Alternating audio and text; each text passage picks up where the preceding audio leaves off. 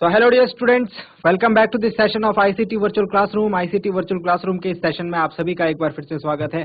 मेरा नाम है Rajesh Tamula, teacher physics ICT Virtual Classroom Dehradun से। और इस सेशन में हम लोग बात करने वाले हैं क्लास 12 फिजिक्स सब्जेक्ट के ऊपर, कक्षा 12 विषय भौतिक विज्ञान के ऊपर। आई होप आप सबके साथ फिट फाइन हेल्दी होंगे, बिल्कुल रेडी होंगे क्लास के लिए। तो चलिए आज की क्लास को करते हैं स्टार्ट और देखते हैं कुछ बोर्ड एग्जाम में पूछे जाने वाले कुछ इंपॉर्टेंट क्वेश्चंस को, जो कि अक्सर बोर्ड एग्जाम की परीक्षा में पूछे गए हैं। तो ध्यान अपना स्क्रीन पर बनाकर रखिएगा। हम चलते हैं स्मार्ट बोर्ड की स्क्रीन पर। तो एक क्वेश्चन जो है ये भी एक इंपॉर्टेंट क्वेश्चन की कैटेगरी में आता है, ठीक है। और हमने इसके ऊपर डिस्कस भी किया है काफी बार। मैंने जब आपको ये चीज पढ़ाई थी तो मैंने आपको कहा था कि ये इंपॉर्टेंट है और एग्जाम में अक्सर पूछा जाता है, ठीक है। तो आज इसके ऊपर बात करते हैं, ठीक है। और यहाँ से जो इंपॉर्टेंट क्वेश्चन बनता है इसको भी हम लोग आज की क्लास में देखने वाले हैं। तो चलिए नोट डाउन कीजिए टॉपिक आज का, हेडिंग पुटअप कर लेंगे। हम बात कर रहे हैं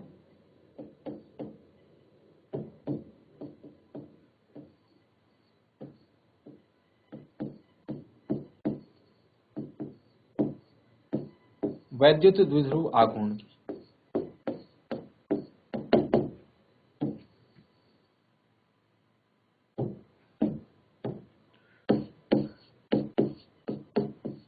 इलेक्ट्रिक डाइपोल मोमेंट की।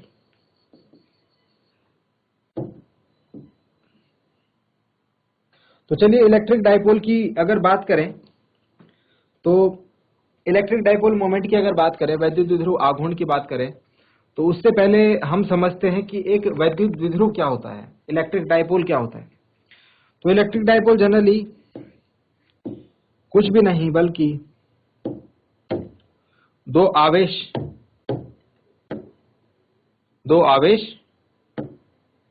यदि एक दूसरे से अल्प दूरी पर स्थित होते हैं, ठीक है, और दोनों आवेशों की प्रकृति जो है वो समान नहीं है,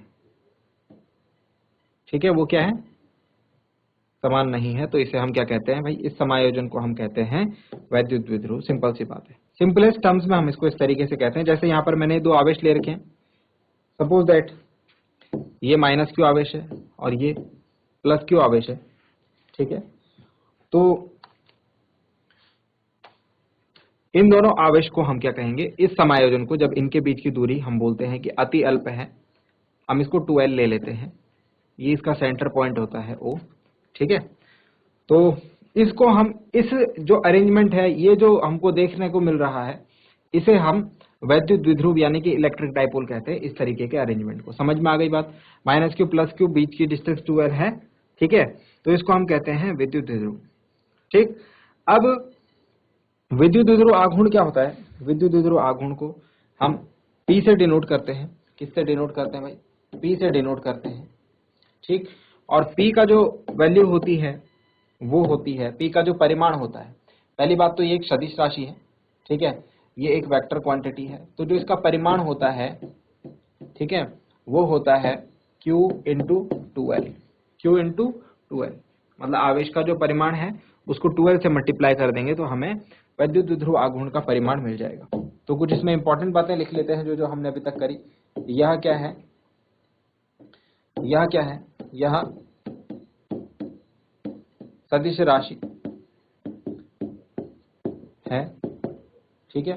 सदिश राशि है तो इसकी दिशा होगी, इसकी दिशा कहां से कहां होती है, इसकी दिशा जो है, इसकी डायरेक्शन जो है वो ऋण आवेश से नेगेटिव चार्ज से धन आवेश की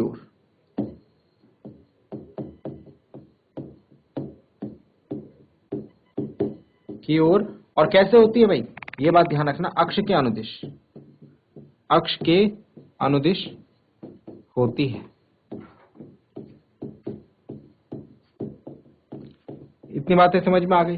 वैद्युत द्विध्रुव क्या होता है ना, और वैद्युत द्विध्रुव आघूर्ण क्या होता है, ठीक। इसे हम P से डिनोट करते हैं, ठीक है। और दो आवेश हमने यहाँ पर प्लस क्यू माइनस क्यू ले रखे हैं और हमने बात कर दी इसके मैग्नीट्यूड के ऊपर भी।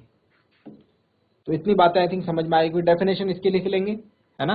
दो आवेश जो हैं प्लस क्यू माइनस क्यू यदि एक दूसरे से अति अल्प दूरी पर स्थित हों तो इस जो समायोजन होता है इसे हम क्या कहते हैं, इसे हम वैद्युत द्विध्रुव कहते हैं।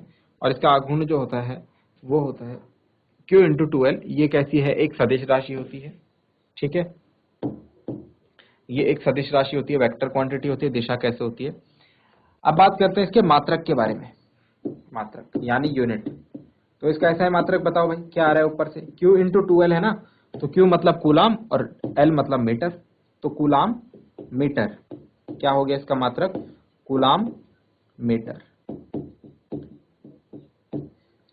इसके बाद हम विमा की बात भी कर लेते हैं, डायमेंशन की। तो इसके डायमेंशन क्या होनी चाहिए, इसके डायमेंशन हम निकाल सकते हैं, फाइंड आउट कर सकते हैं। क्यू की डायमेंशन, ठीक है, क्यू की डायमेंशन जो होती है वो होती है 80, ठीक, और इसके साथ एल की डायमेंशन, तो एल की डायमेंशन एल ही होती है। तो अगर मैं इसके डायमेंशन लिखूं तो वो हो जाएगा एल एल टी ए। अगर मैं ऑर्डर में लिखूं तो क्या आ जाएगा, एल टी ए। तो विमा पता लग गई, वैद्युत द्विध्रुव आघूर्ण की मात्रक पता लग गया, क्या होता है, क्या डायरेक्शन होती है, ये सारी चीजें समझ में आ गई होंगी आई होप, ठीक है। अब यहाँ से जो क्वेश्चन एग्जाम में आया है वो क्वेश्चन के ऊपर आपके साथ डिस्कस करता हूँ, ठीक है। चलिए, तो इतनी बातें तो हो गई हमारे जो जो भी टॉपिक में है इसमें वैद्युत द्विध्रुव आघूर्ण में क्वेश्चन एग्जाम में किस तरीके से बनता है। तो जो क्वेश्चन आया हुआ है एग्जाम में ये 2009-10 के अराउंड का क्वेश्चन है ना, 2009 का, आई थिंक 2009 की परीक्षा में ये पूछा गया था।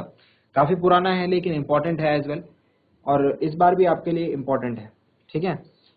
चलिए, क्वेश्चन क्या है, क्वेश्चन है वैद्युत द्विध्रुव आघूर्ण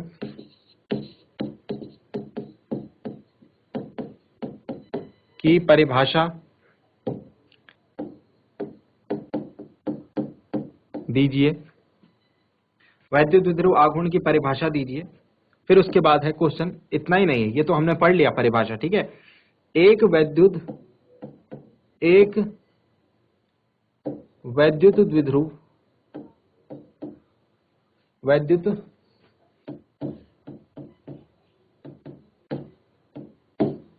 द्विध्रुव वैद्युत क्षेत्र में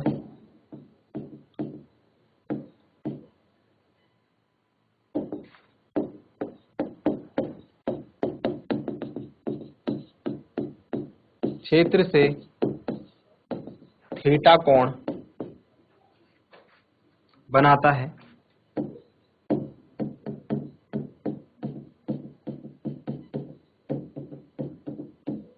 इस पर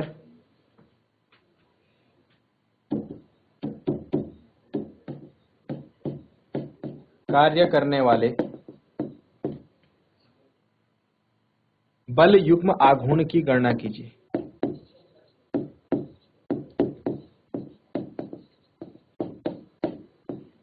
बल युग्म आघूर्ण की गणना कीजिए, ठीक है। तो ये क्वेश्चन है हमारे पास, और क्वेश्चन में आप देख रहे हैं कि हमें दो क्वेश्चंस दिए गए हैं यहाँ पर, ठीक है। ये मैंने क्लास में इसको समझाया भी है, ठीक है, और जब समझा रहे थे तो उस टाइम मैंने ये बात बोली थी कि ये इंपॉर्टेंट क्वेश्चन रहने वाला है आपके बोर्ड एग्जाम के लिए। क्वेश्चन में हमसे वैद्युत द्विध्रुव आघूर्ण की परिभाषा दीजिए, तो वैद्युत द्विध्रुव आघूर्ण की परिभाषा मैंने अभी अभी आपको दी, ठीक है। ये सारी चीजें आपको उसमें मेंशन करनी है। इसके बाद जो क्वेश्चन है वो है एक वैद्युत द्विध्रुव, ये अराउंड 3 या 5 मार्क्स का क्वेश्चन है ये, है ना। तो हाईएस्ट मार्क्स में से आपको इसमें मिलने वाले हैं। एक वैद्युत द्विध्रुव को वैद्युत क्षेत्र में, देखो ये वैद्युत क्षेत्र जो है, इलेक्ट्रिक फील्ड जो है ये यूनिफॉर्म है, एक समान है। इसमें अगर लिखा हुआ नहीं है तो आपको ये मान के चलना है कि एक समान वैद्युत क्षेत्र है, यूनिफॉर्म इलेक्ट्रिक फील्ड है। मैं क्षेत्र से थीटा कोण बनाता है, इस पर कार्य करने वाले बल युग्म आघूर्ण की गणना कीजिए। चलिए, तो हम लोग एक वैद्युत द्विध्रुव आघूर्ण को हमको रखना है किसमें, एक समान वैद्युत क्षेत्र में इसको रखना है और थीटा कोण के साथ रखना है। तो चलो समझने की कोशिश करेंगे।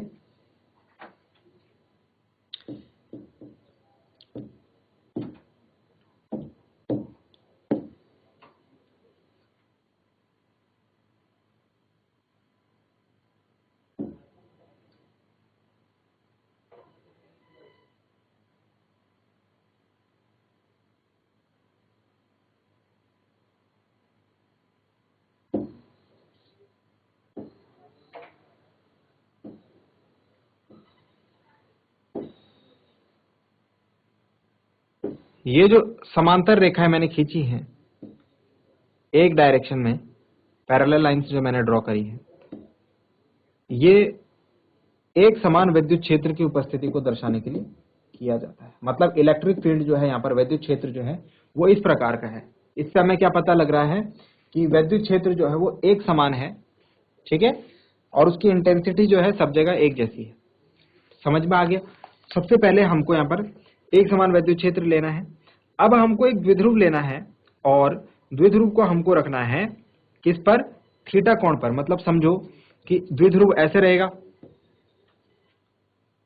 ये हमारा डाइपोल हो गया ना, इधर माइनस क्यू हो गया, इधर प्लस क्यू हो गया, है ना।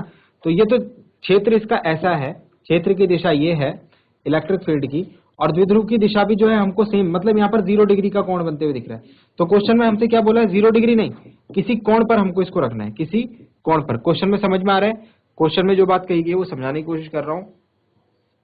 वैद्युत द्विध्रुव क्षेत्र में क्षेत्र से थीटा कोण बनाता है, तो हमको थीटा कोण पर रखना है, हमको थीटा एंगल पर रखना है हमारा डाइपोल को। तो हम इस तरीके से इसको रखने वाले हैं।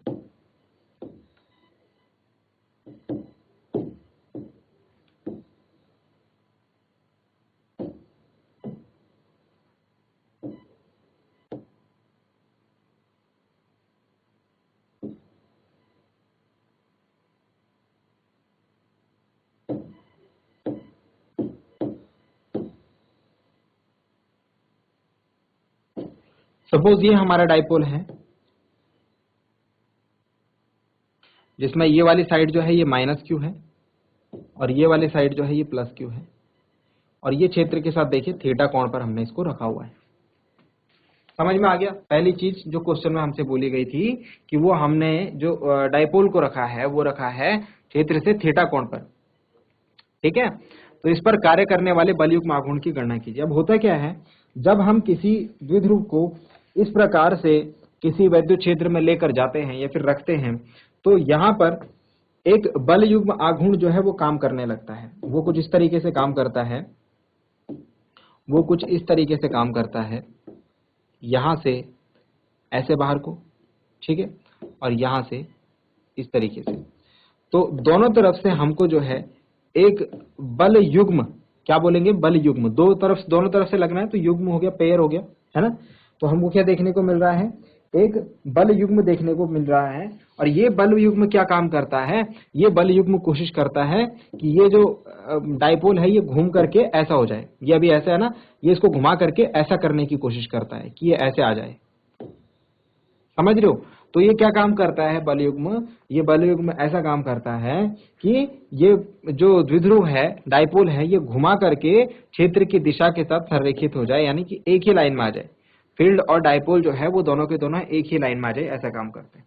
तो इतनी बात को लिखेंगे पहले, इस सारी चीज को हमको लिखना पड़ेगा इसमें, ठीक है। तो लिखेंगे सबसे पहले, जब किसी विद्युत द्विध्रुव को एक समान विद्युत क्षेत्र ई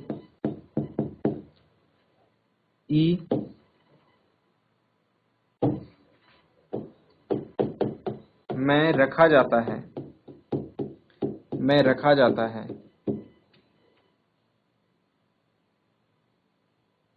तो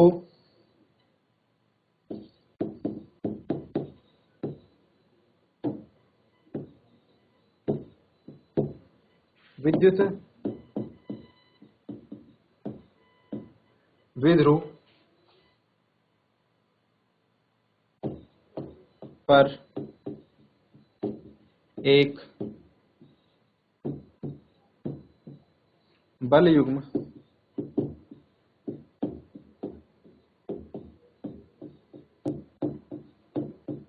कार्य करने लगता है।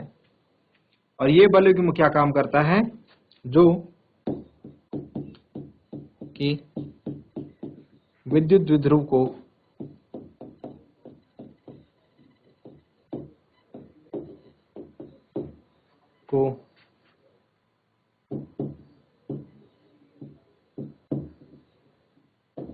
विद्युत क्षेत्र की दिशा में लाने का प्रयत्न करता है।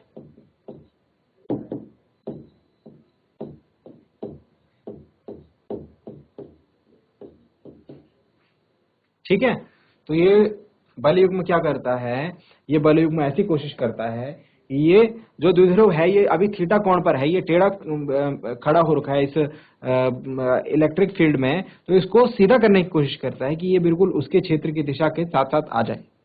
समझ रहे हो? तो उसको खींच करके ये इधर की तरफ खींच रहा है, ये इधर की तरफ खींच रहा है और कोशिश कर रहा है कि ये ऐसे आ जाए, बिल्कुल ऐसा हो जाए जैसे हमारी ये इलेक्ट्रिक फील्ड हमको यहाँ पर देखने को मिल रहा है। ठीक है, इस बल युग्म को एक बल युग्म कार्य करने लगता है ना। ठीक है, इस बल युग्म को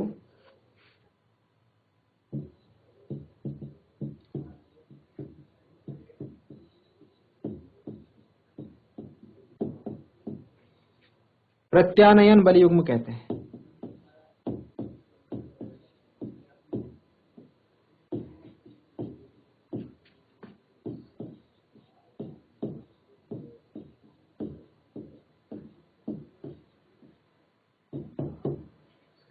इस बल युग्म को प्रत्यानयन बल युग्म कहते हैं, रिस्टोरिंग कपल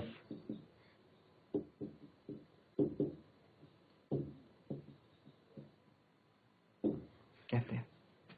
ठीक है, तो क्वेश्चन में हमसे बोला गया है कि जो यहाँ पर बल युग्म आघूर्ण है, इसकी गणना करनी कि कितना इसका मैग्नीट्यूड होगा, है ना।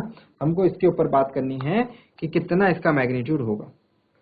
ठीक है, तो इसके मैग्नीट्यूड को समझने के लिए हमको ये डायग्राम बनाना है। ठीक है, ये तो हो गया इसके बारे में बेसिक डिस्क्रिप्शन है जो आपने देना है। ठीक है, उसके बाद आपको क्या करना है, ये डायग्राम बनाना है जो यहाँ पर बनाया हुआ है। ठीक है, और इसमें जो जो चीजें मैंने आपको बताई वो समझानी है कि माना एक माइनस क्यू प्लस क्यू और जिनके बीच की दूरी क्या है 12 है, इनके बीच की डिस्टेंस मैंने दिखाई नहीं यहाँ पे, एक सेकंड रुक जाइए थोड़ा, और इनके बीच की जो डिस्टेंस है वो है 12। ठीक है, तो हमने क्या लिखना है, माना ए बी जो है ये ए पॉइंट हो गया और ये बी पॉइंट हो गया। माना ए बी जो है एक वैद्युत द्विध्रुव है। ठीक है, जो कि एक समान विद्युत क्षेत्र ए में एक समान विद्युत क्षेत्र ई में क्षेत्र की दिशा से थीटा कोण पर रखा गया है। ठीक है, थीटा कोण पर रखा गया है। इसमें हमने ये मानना है कि ए सिरे पर जो है, हमने ये मानना है कि ए सिरे पर प्लस क्यू आवेश है और बी सिरे पर माइनस क्यू आवेश। आप कुछ भी ले सकते हैं, ए पर माइनस क्यू जो भी आप लेना चाहे। ठीक है, प्लस क्यू आवेश है और बी पर माइनस क्यू आवेश है। ठीक है, इसके बाद हम ये लिखेंगे कि माना इनके बीच की जो दूरी है वो 2L है।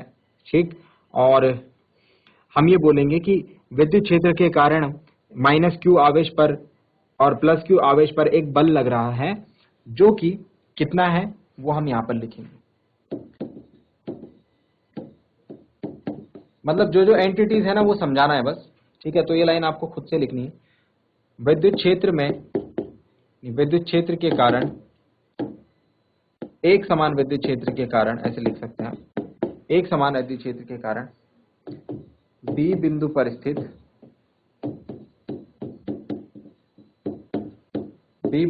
स्थित माइनस क्यू आवेश पर लगता हुआ बल, पर लगने वाला बल। तो F is equal to formula हम जानते हैं क्या होता है, QE। तो क्योंकि ये माइनस क्यू है तो माइनस QE हो जाएगा, इक्वेशन नंबर 1। ठीक है, एंड सिमिलरली इसी प्रकार जो होगा ए बिंदु पर स्थित प्लस क्यू आवेश पर लगने वाला बल F is equal two plus QE हो जाएगा। ये हो गई हमारे समीकरण नंबर 2। ठीक है, F, इसको F1 बोल लेते हैं, इसको F2 बोल लेते हैं। तो ये F1 है और ये F2 है। अगर F1 और F2 की दिशाएं देखें आप, ये F2 की दिशा है ना, तो इसको F1 के साथ रखो तो देख रहे हैं आप, विपरीत दिशा है ना, अपोजिट दिशा है F1 की। तो F1 और F2 की दिशाएं मुझे क्या देखने को मिल रही है भाई, विपरीत देखने को मिल रही है। आप इसमें लिखेंगे F1 व F2 समान, मैग्नीट्यूड तो दोनों का समान है, QE ये भी है, QE वो भी है ना, बस दिशा जो है दोनों की विपरीत है, समान, एक दूसरे के समांतर एवं विपरीत है, पैरेलल बट अपोजिट, विपरीत हैं। आता है क्या करेंगे, एक प्रत्यानयन बल युग्म लगाएंगे जो कि क्या करेगा, इसको घुमा करके क्षेत्र की दिशा के साथ लाने की कोशिश करेगा। वो सारी कहानी हम कर चुके हैं। इसको हम टॉ से रिप्रेजेंट करते हैं। तो नेक्स्ट पेज पर इसको लेकर चलते हैं। विपरीत है, इसके बाद आप लाइन लिखेंगे, इसके बाद आप नेक्स्ट लाइन लिखेंगे।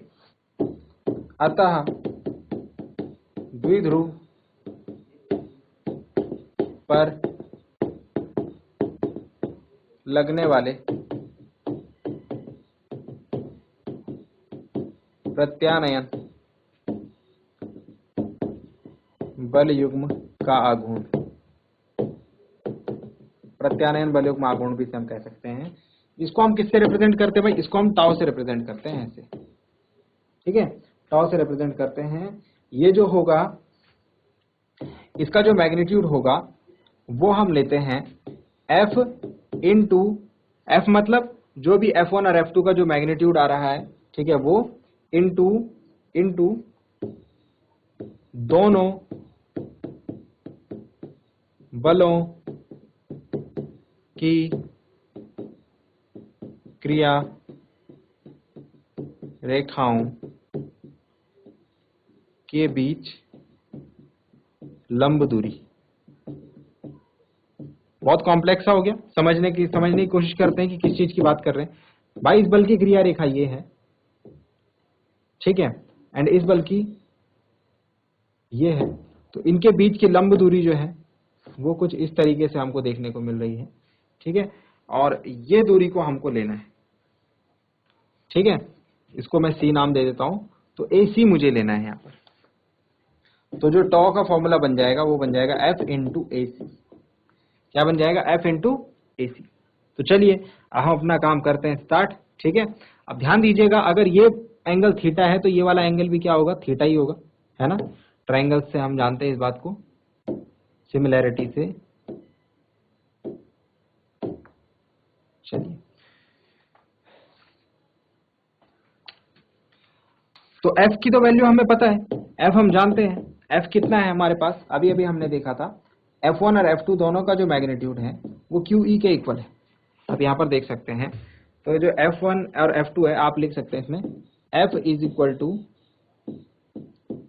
मैग्नीट्यूड ऑफ F1 जो कि मैग्नीट्यूड और F2 के इक्वल है। मतलब परिमाण तो दोनों का बराबर है ना। तो F इज इक्वल टू क्या आ गया, QE आ गया। तो वो QE हमने यहाँ पर रख दिया। अच्छा, AC की वैल्यू कैसे निकालेंगे, तो AC की वैल्यू निकालने के लिए आपको थोड़ा मैथ्स में जाना पड़ेगा। ट्रायंगल ABC को देखो आप, ट्रायंगल ABC जो है एक समकोण त्रिभुज है, और समकोण त्रिभुज में हम क्या लगा देते हैं, ट्रिग्नोमेट्री लगा देते हैं। यहाँ पर अगर आप देखें तो मैं देख रहा हूँ ट्रायंगल ABC में आप साइन थीटा का अगर प्रयोग करेंगे तो साइन थीटा बराबर होता है लंब बटे कर्ण, है ना, परपेंडिकुलर अपॉन बेस। तो परपेंडिकुलर है AC और सॉरी परपेंडिकुलर अपॉन हाइपोटेनस, यानी कर्ण लंब बटे कर्ण, तो AC अपॉन AB आ जाएगा, है ना। अब AC तो हमें पता नहीं, लेकिन ए भी पता है कि 2l है, तो यहां से AC की वैल्यू निकल के आ गई 2l साइन थीटा। ये वैल्यू हम यूज करने वाले हैं यहाँ पर। तो AC की जगह पर क्या रख देंगे भाई, AC की जगह पर रख देंगे 2l साइन थीटा। समझ में आ गया, इतनी बात समझ में आ गई। अब इसको नेक्स्ट पेज पर नेक्स्ट लाइन से हम क्या लिखेंगे आगे, देखिए देखिए Q into 2l sine theta. अब आगे क्या लिखेंगे इसमें, Q इंटू 2l। अभी थोड़ा देर पहले हमने बात करी थी Q into 2l। Q into 2l क्या हो जाएगा भाई, tau is equal to Q into 2l को मैं साथ में लिख लेता हूं और E साइन थीटा को अलग कर देता हूं। तो Q इंटू 2l को हम जानते हैं, अभी अभी हमने बात करी थी Q इंटू 2l के बारे में। Q इंटू 2l क्या होता है, Q इंटू 2l होता है, देखिए जरा याद कीजिए, Q इंटू 2l क्या होता है, Q इंटू 2l होता है वैद्युत द्विध्रुव का आघूर्ण, मतलब Q इंटू 2l मतलब P। तो Q इंटू 2l की जगह पे क्या रख देंगे, P लिख देंगे, ठीक है। तो हमारा जो डेरिवेशन होगा वो कुछ आगे बढ़ेगा, P E sine theta, P E sine theta, और P आप लिख देंगे, P is equal to QL हमने यहाँ पर रखा है, ठीक है। तो ये तो हो गया इसका परिमाण, ये तो हो गया इसका मैग्नीट्यूड। अभी इसमें डायरेक्शन की हम कोई बात नहीं कर रहे हैं, ये सिर्फ हमने मैग्नीट्यूड जो है वो फाइंड आउट करा है। ये हमने क्या फाइंड आउट करा है, मैग्नीट्यूड। तो बात समझ गए आप, कितना वैद्युत द्विध्रुव आघूर्ण लगेगा इस द्विध्रुव पर, tau is equal to PE sine theta, ठीक है। अब इसकी दिशा की बात करते हैं, अब इसकी दिशा की बात हम करते हैं। वेक्टर्स में हमने ये पढ़ा है, सदिश में हमने ये पढ़ा है, अगर मैं ए बी साइन थीटा लिख रहा हूं तो उसका मतलब है A क्रॉस B। अगर मैं लिख रहा हूं ए बी साइन थीटा तो उसका मतलब क्या है, A क्रॉस B। तो मैंने PE साइन थीटा लिखा है, तो वेक्टर फॉर्म में मैं लिख सकता हूं, सदिश रूप में मैं लिख सकता हूं। अतः सदिश रूप में मैं क्या लिख सकता हूं, tau is equal to PE sine theta है ना, तो हो जाएगा P क्रॉस E। क्या हो जाएगा, P cross E vector form में, सदिश रूप में, ठीक है। सदिश रूप में मैं इसे क्या लिख सकता हूं, P क्रॉस E, ठीक है। यानी P और E, P क्या है भाई, P हमारा है वैद्युत द्विध्रुव आघूर्ण और E हमारा विद्युत क्षेत्र। तो इसका जो क्रॉस प्रोडक्ट होगा वही जो होगा प्रत्यानयन बलयुग्म आघूर्ण निकल के आ जाएगा। यहां से हमें एक बात और पता लगी है। और साथ ही साथ अगर P क्रॉस E की अगर बात करें, P क्रॉस E अगर आप भूल रहे हैं A क्रॉस B किस तरीके से निकालते हैं, तो A क्रॉस B निकालते हैं A B साइन थीटा और साथ में n कैप। n कैप जो है वो डायरेक्शन को डिनोट करता है, जो ये बताता है कि जो P और E की दिशा जो है उसके लंब होगी टॉ की दिशा। तो आप इसमें ये बात भी लिख सकते हैं, अतः जो दिशा की अगर बात करें, प्रत्यानयन बलयुग्म आघूर्ण की दिशा जो होगी, टॉ की दिशा जो होगी वो P व E की दिशा के लंबवत, परपेंडिकुलर, ठीक है। P और E की दिशा के लंबवत कहाँ होगी, कागज के तल के अंदर की तरफ होगी या बाहर की तरफ होगी, तो लंबवत कहाँ होगी, कागज के तल के भीतर की ओर होगी, समझ गए। तो जो आप कागज जिसमें कॉपी में बना रहे हैं डायग्राम को, ठीक है, तो उसमें कागज के तल के अंदर की तरफ जो होगी वो टॉ की डायरेक्शन होगी। यहां से हमको ये बात पता लगी। तो इतनी चीजें आपको इसमें नोट डाउन करना है, ठीक है। इतनी चीजें आपको इसमें नोट डाउन करना है कि प्रत्यानयन बलयुग्म आघूर्ण किस तरीके से काम करेगा, है ना, और क्या उसका मैग्नीट्यूड होगा, क्या उसकी दिशा होगी, ये सारी चीजों को आपको अच्छे तरीके से नोट डाउन रखना है। तो ये आपका एक क्वेश्चन जो कि ज्यादा मार्क्स से पूछा जाता है, आई थिंक ये 3 से 5 मार्क्स के बीच में ये पूछा जाता है, ठीक है। तो इसमें आपको ध्यान रखना है, ये क्वेश्चन है। इसके साथ ही मैं बता देता हूं आपको कि जो अक्षीय स्थिति है और निरक्षीय स्थिति है, एक्सियल एंड इक्वेटोरियल पोजीशन पे कोई बिंदु होता है वैद्युत द्विध्रुव आघूर्ण का, तो उस पर उपस्थित जो विद्युत क्षेत्र है, जो इलेक्ट्रिक फील्ड है, उसके लिए भी क्वेश्चन जो है यहाँ से पूछा जाता है। तो ये 3-4 क्वेश्चन जो है इंपॉर्टेंट है। आगे आने वाली क्लासेस में मैं आपके सामने कुछ लिस्ट लेके आऊंगा इंपॉर्टेंट क्वेश्चंस की, ठीक है। तो उनको आप जरूर नोट डाउन करना, फिलहाल के लिए इसे आप नोट डाउन कर लें। So dear students, I hope आपको जो बातें बताई गई वो समझ में आई होंगी, आपको इंटरेस्टिंग लगी होंगी और आपने ध्यान दिया होगा क्लास में। जो इंपॉर्टेंट क्वेश्चंस है उनको हम डेली क्लास में मैं कोशिश कर रहा हूं कि आपको कुछ ना कुछ इंपॉर्टेंट चीजें बताई जाएं जो कि बोर्ड एग्जाम के पॉइंट ऑफ व्यू से काफी इंपॉर्टेंट रहने वाली हैं। आगे आने वाली क्लासेस में हम कुछ और इंपॉर्टेंट टॉपिक्स को डिस्कस करेंगे। आज के लिए इतना ही। घर से इन चीजों को रिवाइज करेंगे। मिलते हैं अगली क्लास में एक नए और इंटरेस्टिंग टॉपिक के साथ। क्लास से जुड़ने के लिए आप सभी का बहुत बहुत धन्यवाद। Thank you very much and have a nice day.